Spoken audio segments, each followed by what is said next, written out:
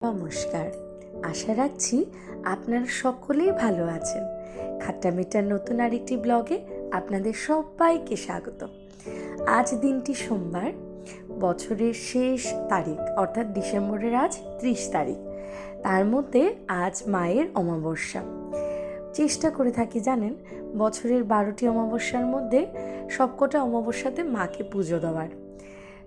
আমরা মানি, মানে কি বলবেন, আমার এটা আজ বেশ বছর 3-4 বছর থেকে আমি চেষ্টা করি যাতে প্রতিটা অমাবস্যাতে উপোস থেকে মাকে একটু পুষ্পাঞ্জলি অর্পণ করব, পুরোটা দিন মার একটু নাম নেব। জানি না কি কি হয় তাতে বা কি হবে, সেই সমস্ত কিছু নাই গেলাম। মায়ের কাছে তো সব কিছু খুলে বলার যে একটা দিন পুরো সব সময় পাই, ওইটা আমি মিস করতে চাই না জানেন। আর আজ তো বিশেষ করে উইন্টার ভ্যাকেশনের কলেজ ছুটি পাওয়ার কারণে এই দিনটা আজ একটু স্বস্তিরই পুজো দিতে আসলাম কালীবাড়িতে। যারা তারাপুরে থাকেন বা শিলচর শহরে যারা থাকেন, কালীবাড়িতে আসেননি এটা আমি মানব না। অনেক পুরনো মন্দির জানেন আমাদের তারাপুরে। তো আজ এখানে এসে মাকে পুজো দেব, একটু পুষ্পাঞ্জলি দেব। চলুন না আমার সাথে আপনারাও খানিকটা মায়ের সাথে একটু সময় কাটান, একটু পুষ্পাঞ্জলি দিন, ভালো লাগবে দেখবেন মনটা। আর মনটা বেশ কোথাও কোনো জায়গায় যদি অস্থিরতা থাকে মাকে ডেকে দেখবেন, মা কিন্তু অনেক অস্থিরতা থেকে আমাদেরকে বেরিয়ে আনতে সাহায্য করে। চলুন তাহলে একটু পুষ্পাঞ্জলিটা নিয়ে নিই, সরি পুষ্পাঞ্জলিটা মায়ের চরণে দিয়ে দিই, তারপর না হয় বাকি কথা হবে, তাই না? তবে আপনারা যে যেখান থেকেই দেখছেন অবশ্যই মাকে প্রণাম জানাবেন।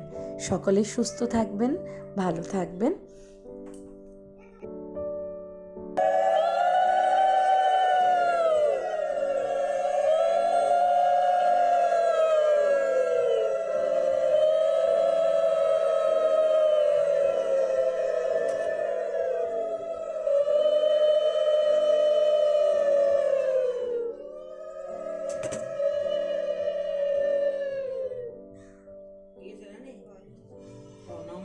নমো জয়ন্তী মঙ্গলাকালী ভদ্রকালী কপালিনী দুর্গা শিবা ক্ষমাধাত্রী সহস্রদা নমস্তুতে এসো সচন্দন পুষ্প বিল্লপত্রাঞ্জলি ভগবত। অমাবস্যাতে জানেন অনেকের সাথে দেখা হয় মন্দিরে, আর এই যে সিঁদুর লাগানো একে অপরের সধবারা, এটাও বেশ আমার ভালো লাগে জানেন।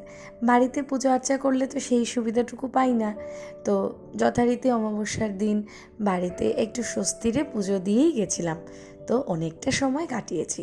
আর এই দিকটাতে দেখছেন এখানে অন্য আরেকটা জায়গার মন্দির, কাল ভৈরব।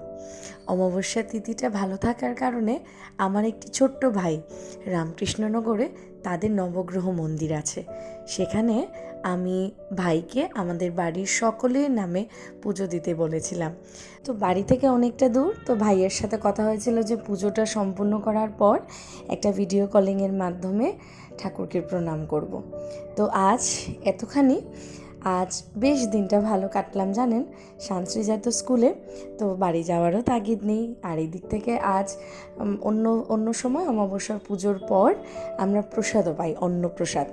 আজ আর সেটা সম্ভব হলো না জানেন, কারণ মায়ের মন্দিরের পেছন দিকটা যেখানে রান্নাঘর, সেখানে একটু কাজ চলছে। তো আজ মায়েকে পুষ্পাঞ্জলি অর্পণ করার পর মাকে যে ফল প্রসাদটা আমরা নিবেদন করেছিলাম, সেখান থেকে আমরা চন্নামিত আর প্রসাদ খেয়ে আজ বাড়ি ফিরব। আজ তাহলে এখানেই রাখছি, পরে আবার অনেক সময় দেখা হবে নতুন আরেকটি ভাবে নতুন জায়গায়।